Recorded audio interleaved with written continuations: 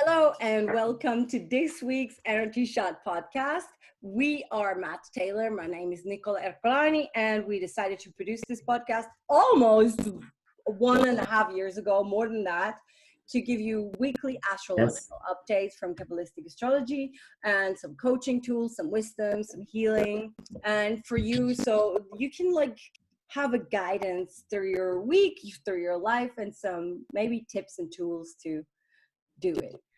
Hi, Matt. How are you this week? Hi, I'm very well, thank you. Amazing. Yes, how are you doing? I am doing great. Thank you very much. I'm very, very happy and very fulfilled. That's actually Very good. No, excellent. so. What's going on? Oh, what are Where we do? Shall we? Shall we start? yes, totally. Let's Yes, all right. Okay, cool. So, just to remind everybody that last week the sun, went into Cancer. We had the end of the week, the lunar cycle of Cancer. So we are really in that month now, in that cycle. And Cancer is a water sign. It's the fourth year, and it's ruled by the moon. And the internal element of Cancer is also water. So we're with the moon, we are with the water signs. So it's a very flow, intuitive, sensitive, emotional feelings kind of energy. Yes. So, maybe we will start to feel that. We'll feel into our sensitivities, our emotions, our feelings, and, what's coming up inside, very internal energy. Ruled by the moon, it takes us into our truer nature, into our true self, or into lack. A big challenge for the month of Cancer or Cancerians by nature, Kabbalistically, is that they feel lack.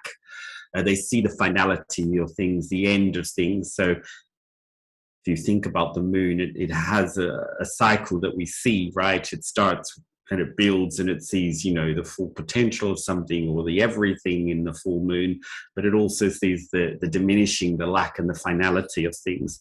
So Cancerians will often feel that they are not enough, or that there's not enough, or, this kind of general feeling that is an insufficiency. It could be of anything tangible or intangible. And so this is a big challenge for them. Also, because it's so watery, we know that water is often associated with illusions. So Pisces, for example, is a very illusionary sign. Scorpio as well, for different aspects of the life and different things and different reasons. But in Cancer, it's also very illusionary. They're not able to see reality, how it actually is. So as I said, very good with foresight, intuition, seeing the long distance, the long vision is very good with Cancer. But what's immediately in front of us in this month is never what it actually is. It's not the reality. So the 1% physical, material, illusionary reality that we say this is good, this is bad, it's right, it's wrong, I enjoy it, I don't enjoy it, we separate and we make judgments and all of that, yes, is illusionary. Once we can ascribe whether this is good for me or bad for me, it's illusionary, right? Because there's not 7 billion people that can say this is good for me and this is bad for me. We don't agree to that. So it's all illusionary judgment based on, triggered by our feelings or sensitivities. So when we're in this reality, what the Kabbalists are explaining in this month is that we feel the death of things, which is not the physical death of be dying, but the finality, the lack that's going to come to an end because the physical world doesn't have any sustenance in it. So when we're connected more to our energetic reality, which is really seeing the potential and the pleasure and the fulfillment and and the abundance of things in the energetic reality, then I'm connecting into the potential of the month, which is what Cancerians' work is to do, is to not see so much the illusionary physical reality and be continually triggered emotionally by it, but to really let go of those big movies that they're seeing and step into a forward-looking, more abundant reality. So if you ever, I mean, they're the type of sign that if ever you want to ask, you know, what are your feelings, what are your senses, what's your intuition, it's the best sign because there's so much water in it. Yeah, that this is the best people they will have, right? So yeah, but also we've got to watch out that what we're reacting, if we become reactive emotionally, sensitively, that we're in some kind of chaos. This is not actually what's happening. Yeah. And this is what Cancerians do. They often cry. They often fall into the big movie of drama and, you know, stuff like this. And, you know, because they can't actually see that it's not really that bad.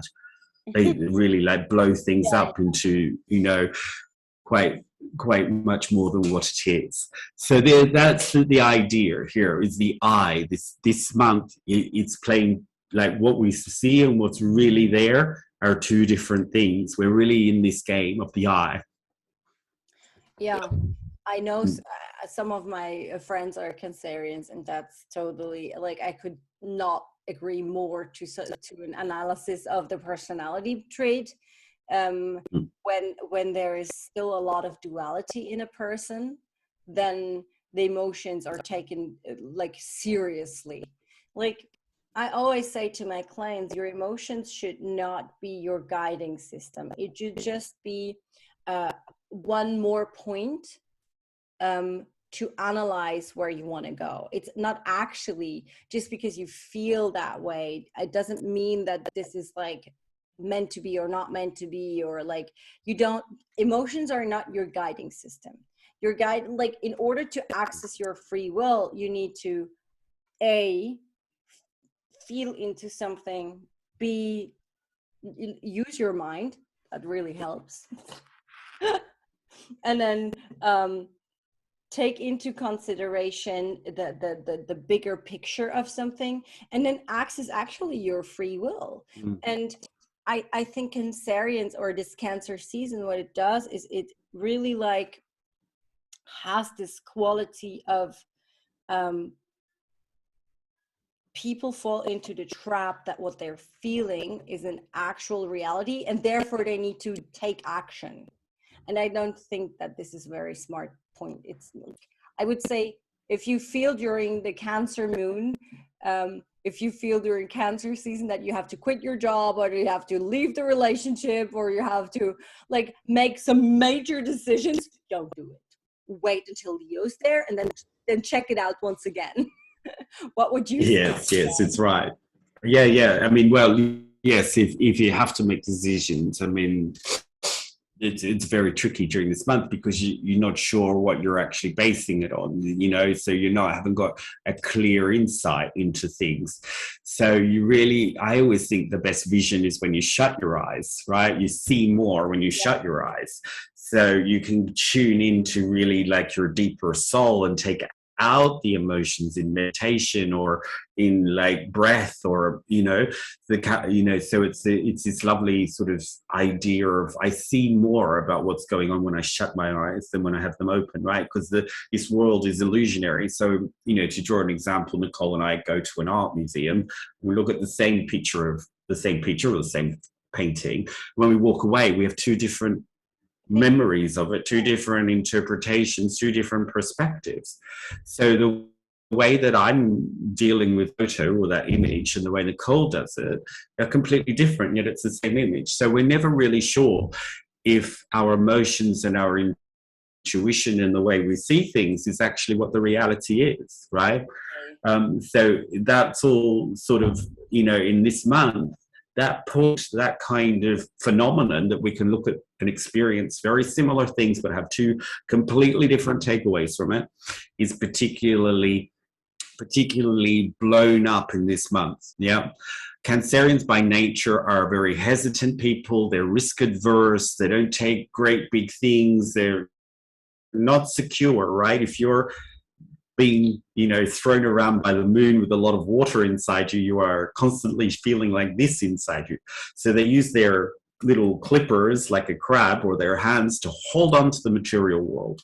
right? And so this is what we do, is when we get insecure, we try to get the material world to fix it. We go and buy something, or we eat something, or we say something and need to hear things, or we've got to touch something, or, you know, we get very physical reality about healing all of these emotions and sensitivities and pains and traumas and lacks coming up in this month, rather than just let them go, right? So the big work of any water sign is not to hang about in them, let them go, and then come back and have another look at something, like Nicole is saying, you know, let all your feelings move through you, keep them moving, don't hold them. Not saying bypass, but don't hang around and drown in a hole. Right? We are emotionally filtering. We're not holding. Yes, and this is very important in this lunar cycle of Cancer. Right? Many positives are that we will be able to sense beyond the five senses, and that's if we need to see something where we need to be. Yeah. So that's very good. Now, this is quite challenging this month, as I said it quite through the year, previous years. It works out sort of at the beginning of the year in the past couple of years, astrologically, has been easier, where the wind is more in our sails and things are moving and we feel things going. And then all of a sudden we get to the second half of the year and we go deep dive and plunging in, right? So, you know, this is, you know, the second half of the year of 2019 is when we started with the virus. This, you know, the second half of last year is when we started with the war, right? The second half of last year is with the economic inflation, right? So we've had quite a number of years where the second half has brought in something new, right? So there's no exception time. There will be something new where there will be another, like, because there's so many planets retrograding and going through so many particular angles, that it's difficult, you know, difficult not to be able to bypass that. So, so here we're about to plunge in, right? We're going to go into the second half of the year, and we have a number of challenges already in the chart. So the first one is that we have a Pluto-Mars square. Pluto and Mars do create a square or a 90-degree angle every second year, more or less. This year, Pluto's in Capricorn, which means that the square happens with Mars in Aries. Mars rules Aries, and, you know, it's in its element in Aries. It makes us creative and drive and more passion and push through in areas we couldn't do and get excited about things. So we've had that energy for a couple of months, right? When maybe we felt some excitement or some new things we started, or new business ideas, or new things we wanted to do, all of a sudden are kicking off, right? But when Pluto and Mars square, the square makes a more challenging energy. It's like a grinding sort of feel, right? And Pluto is really about transformation and regeneration. And Mars is about my chi, my energy, my desire, you know, my will. But when these two are squaring, Mars takes on its negative, which is to attack, and Pluto takes on its negativity, which is sort of to it sort of intensifies, or it comes in as a betrayal energy, or an energy from the underground, right? An energy that comes up and sort of intensifies its power, like a power, but a betrayer kind of energy, right? So it plays on that role. So when these two get together, we're really looking at like abuses. We're really looking at abusive actions, or attacking energies, or energies that come out of nowhere and do something harmful, right? Now, I'm not saying that's going to happen, but what it does lay down is where we've had abuse, pains, betrayals, attacks, either this life or past life. This is particularly in this energy. It's very with the psychology, sexual, it's the abuser, right? It comes in and takes us by surprise. And it makes it difficult to focus on anything else. It just comes in and sort of like, oh, this is overtaken, this pain, right? So Mars is also finalizing in Aries, which when a planet finalizes in a sign, it intensifies.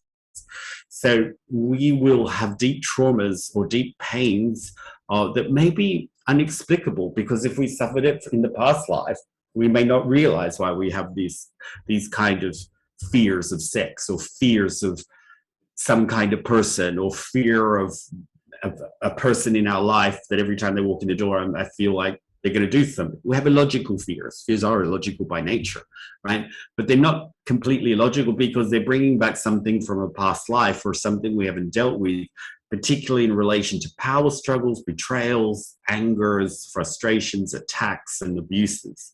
So this is the square that brings all of that up. So if we look at it with Cancer, it really magnifies the feeling of it, the emotion of it, like, oh my God, now I'm in all this horrible pain. Yeah. What comes in mind for me when we talk about squares, and the karma in these Pluto Mars square is two things. Thing number one, we have in Kundalini yoga. I was born with a square in my chart. I don't remember my chart exactly, as you know. I always forget. I just cannot think. But there's a lot of things in there. Yes, it's a lot to remember. So my Kundalini yoga teacher, she told me that I have a square somewhere which is not ideal, and I should do a meditation. There is in Kundalini yoga, there is a meditation in order to have the square that is in your birth chart. You can put it with this meditation. You can create the energy of two triangles, and the triangular energy is a diagonal energy, and this is what we want. So I found that really interesting, and I did this meditation. And since I did this meditation, there's a lot of things happening in my life, very positive things. And it's about 5 elements in the body, and the meditation actually works on the 5 elements on your body, which I think is really interesting when it comes to a square. So in order to work with this square energy, you can create 2 triangles out of it with this meditation. I think it's a very fascinating, very nerdy approach of dealing with current planetarian vibrations, but I like nerdy stuff, so I really like that.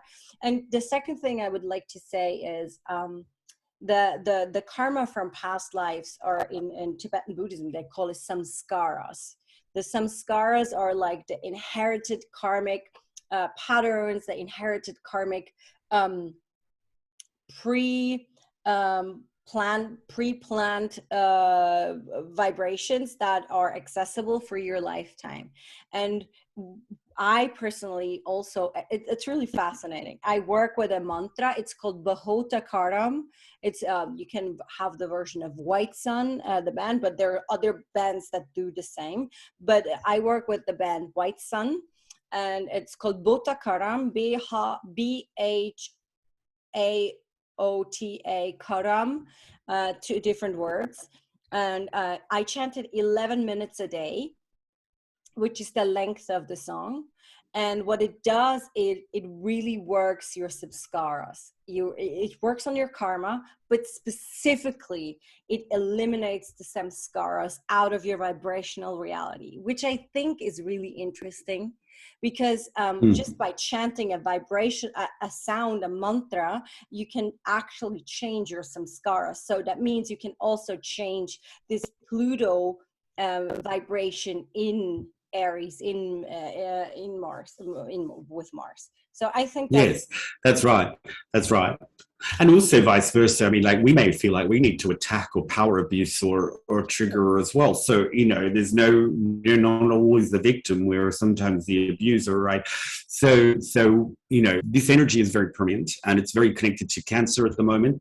So it's very, bringing up a lot of maybe old emotions where we've perpetrated abuse or suffered abuse going through. right? That's the basic nature of it.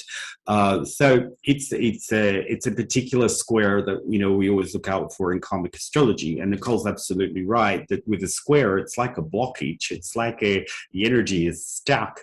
But of course, we don't want to just endure that. We want to do something about it, right? So being able to transmute that energy and transform it into a positive is totally possible. We're, you know, with all of these tools, it's basically to get above the astrology, you know, in all of across the spiritualities. So we don't want to be victim to the planets. So just to be aware, just to be notice of yourself. Again, just try to keep moving through it, not let it hold you, you know, in those sorts of things. If you're feeling very emotional this week, also the moon begins in Leo, which moon Leo weeks are often when we see things in leadership and government. So it's by no surprise that we have seen already abuses and sexual abuses hit the front pages of the press, right? So in the UK, the weeks it's showing up all of the sleaze and all of the sexual misconduct of politicians in Britain. So this is one where we will see, you know, old abuses, new abuses, particular people who have power over us, right? This is the Moon Leo thing. So Leo is about the leadership or the leaders. It doesn't have to be the government only, but it shows up in that field. But bring it down to your own life, and we will see, you know, many things about that coming up through the week, either in our personal lives or in the larger field. So also what's happening this week is not only do we have Pluto retrograding and Saturn retrograding, but Neptune begins its retrograde. Because it's an outer planet, it will retrograde for 4 or 5 months, like Pluto does. So this will be with us over the summer, much like the other 2 planets will be as well. And there'll be other planets retrograding at the same time. Culminating in about September, or August, we will have about 6 or 7. Again. Neptune retrograde. What's Neptune retrograde? It's a relook. Yes, again. So that will be a high point. And again, so we will see. I mean, there's many things floating up that you could hypothesize will become the next, you know, next problem to deal with. There's not a shortage, you know, of issues that could pop up and be the next theme for the following year. You know, so we are very much with that.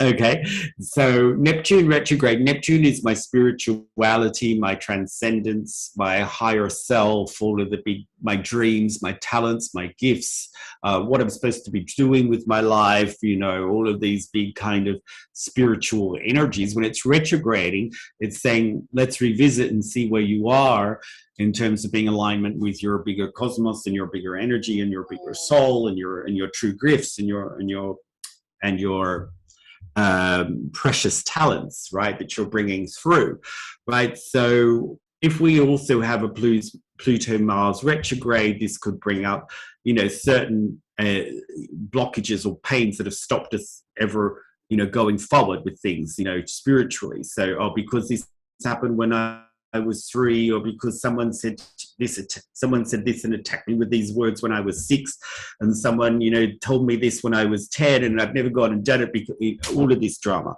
right? So I've never gone and done my true thing. So this is all like this energy focusing up on what's blocking us, what's stopping us, all of the revision of the past. Are we there yet? And we'll feel very far. I think this is a lunar cycle where we will feel very far from what we're actually supposed to be doing and who we actually are, right? All of us, no matter if we're doing spiritual work or not, we're going to feel how far we are from our true potential, from our true, what we're supposed to be really sharing, really doing, bringing the gifts and all of that. It's going to feel like we're nothing. It's the Cancer is a lack right now, and we feel like we're very far. So this is really like a push. We have to push to move to our next level, to get more aligned, to share more, to bring out more of our true self, not get so busy with all of our regrets and sadnesses and backward looking past, right? If there's more emotions to, obviously, I don't like emotional bypassing and people do that, but ultimately we need to push forward, right? We need to go forward. So Neptune retrograde always also shows us where there's illusions, there's false gurus, there's addictions. There, and that's not just drugs. It's like, what behaviors am I addicted to? When this person comes into my life, how do I addictively react to this? All of the addictions, the way we think all the time, the same way of thinking, the same way of talking about something, the same way of doing something is an addiction, no? So that's Neptune retrogrades can show us, where I'm stuck in these addictive patterns and very, very far from how forward looking I'm supposed to be. And often those addictive patterns are created because we're insecure and we're hurt. And so we know this thing, if I do it this way, right, it keeps me comfort. There's no comfort in comfort zones ultimately, right? It's right. And so I think this is showing us, like, at the moment where we're all stuck in something and addicted to something because of old pains and traumas. Yeah. It's a nervous system thing also. And it's a coping strategy. By the way, we have a really good meditation. It's called the addiction meditation. And it's on the YouTube of Ali Vision. It's for free there. It's like a 3-minute meditation, but the video is like 9 minutes, but you can skip forward with the time. And if you really want to work on your addictions, either it's like actual addictions like me. I now have a new addiction. I discovered it just like 3 weeks ago. I have a sushi addiction. It's like new. I don't know why it's there, but I have it. I want to eat sushi like all day, every day. I don't know what's going on. Even though I'm vegetarian, I eat vegetarian sushis like a maniac. I could eat them every day. So, but if you want to get rid of your addiction, what you can do is really do this addiction meditation. I do it since years. And I really, really love it. It also pushes through blocks that you have or might have for certain things. It helps you with addiction for relationships, addictions for always being liked, or like whatever it is. Yeah, whatever you are addicted to, it really, really helps. It's a 3-minute meditation and it's for free. So you might try. Yeah. And this sort of addictions of pleasing people, addiction to be liked, addiction to be the boss, addiction to be the worker, addiction to whatever it is, right? Where we always play ourselves because it's safe, right, and comfortable, is really like going to come into the conscious, a lot more. Now, let's go to the big shebang, which is this Uranus North Node conjunct that's tightening and tightening every week. It's getting more and more every week, which is in the sign of comfort zones, right? One of the great signs of comforts and addictions, one is Taurus and one is Pisces. Now, Neptune is retrograding in Pisces and this Uranus North Node is in Taurus. So all of the old ways we're so comfortable, so safe and so secure because I'm in so much pain, and this is where I hold on to and don't disrupt it because, it's going to blow my mind, blow me into a chaos. Actually, it's going to free you, is actually this, right? Right. Now, it's a very explosive, triggering energy, and it's creating, like, we've had our second mass shooting in Europe this week, right? And we've had our second mass in Sydney. We also had a flash flooding as well in Australia. So it brings earthquakes and sudden. We've got I think in Britain it's going to 36 degrees. I've never heard of that, right? All of these sudden temperature and weather shocks, right? And all of these gun shootings and war can bring up things like this, volcanoes. It's that eruptive, disruptive energy, but it's in the field of our own personal lives. It shakes things up and moves things and gets things free and moving. And because it's coming with the North Node, which is the karmic destiny changer, this energy is really to push us out of all of these things that we're holding on to, right? This is really what I feel. It's really, I know I've said this statistic a few times, but it's just so interesting, the amount of workers leaving corporate America, this year. And I think there's such a, right. Always. And I've been saying for nearly 2 years that the workplace yeah, it's 2 or 3 years at the workplace, and the way we make money and the way we need to finance ourselves and the way we need to think about all of our unique talents and diversify and all of this. Like, it's becoming truer and truer, like more and more. Sometimes I'm just saying what it's in the chart. I have no idea. But then if you stick with what's in the chart and you have a certainty in it, you start to see, right? You start to see a lot of the things actually come into reality. And as I've been saying before, like with Bitcoin, it's going to go up, but it's going to go down because it has no true worth, right? It's all based on emotions and feelings. And so, 2 weeks ago, it plummeted, like it's gone, it's like free falling out of any worth as fast as it rose up. So by the end of the year, it'll probably just continue to fall. But this is going to be our economic system, our financial model for the next few years to come, up and downs, right? Of what's going to happen. Politics up and down, economics up and down, work life, way we make money, all up and down.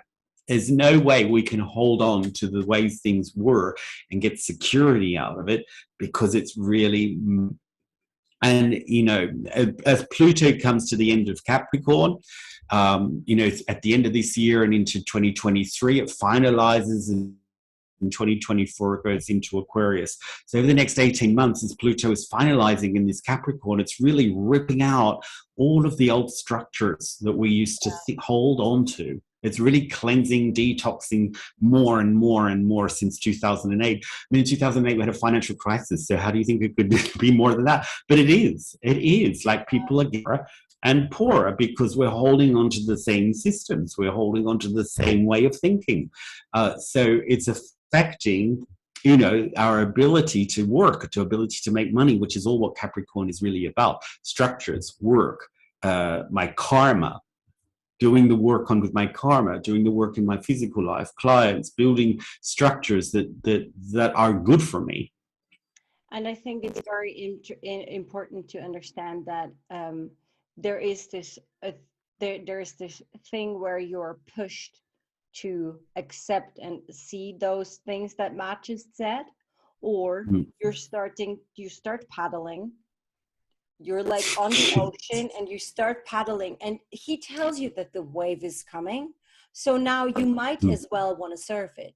And there are like, in every crisis that there is on planet Earth since the beginning of the time, there is always winners that come out of the crisis and losers.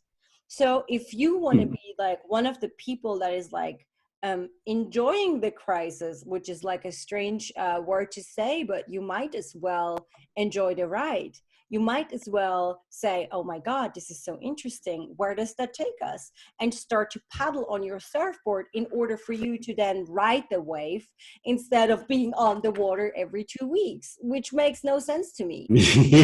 No, really. Like, that's right. I mean that in the best sense. So you like, for sure, and especially in Europe, but anywhere in the world right now. But like, I can speak about Europe because I live here.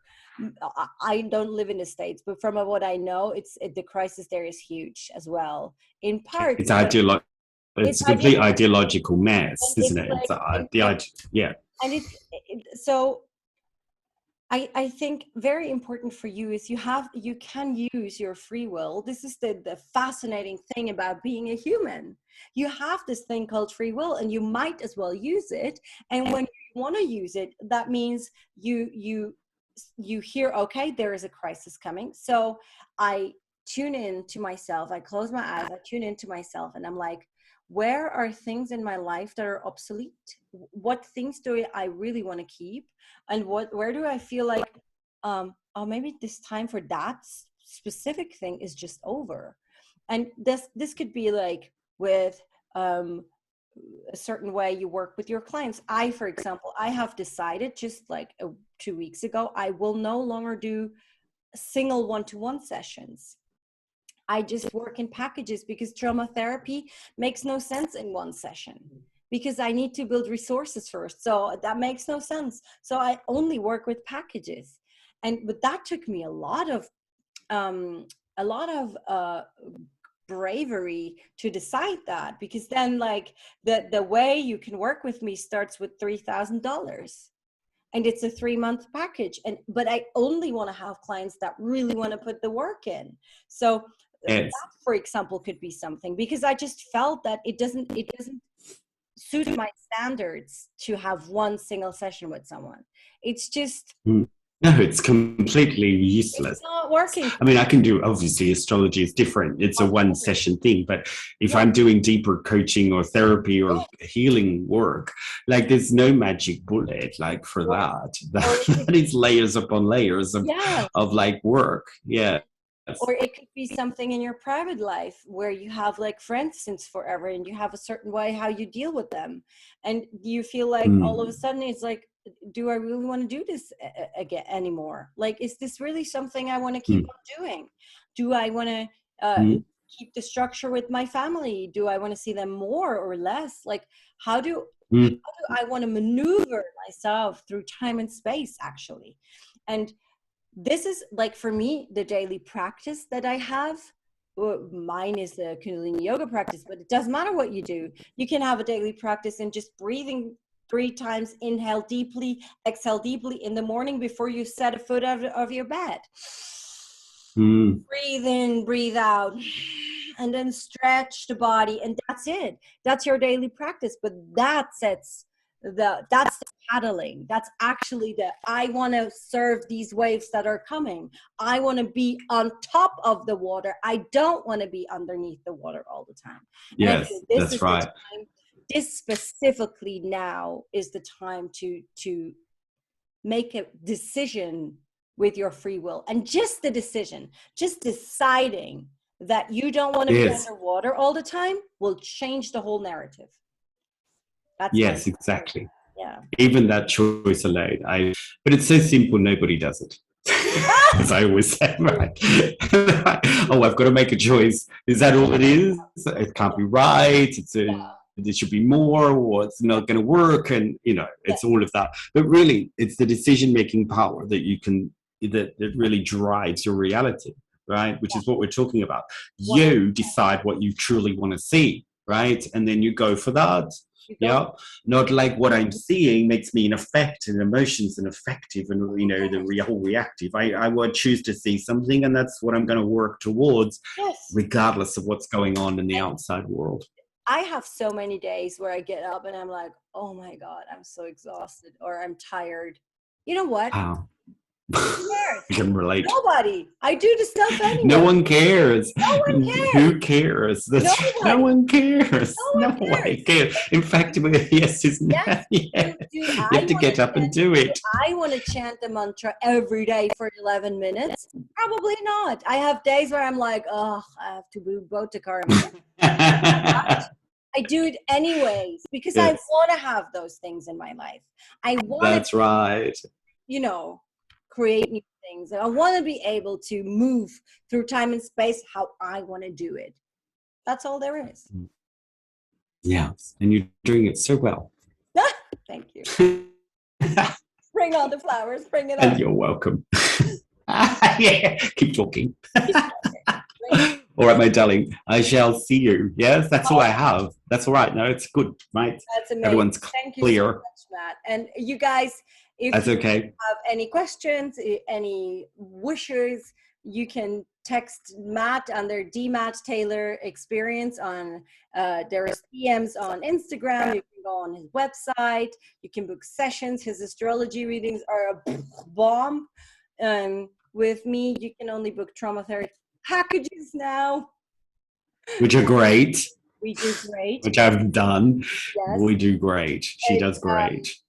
LI Vision, there is a lot of free content there for knowledge about spirituality, but also well-being, business, etc. So there's a lot of things to consume, and if you like that, please go on. And otherwise, we hear you. The time is now. The time is now. The time is now. Okay. Have a great time. Okay. Bye.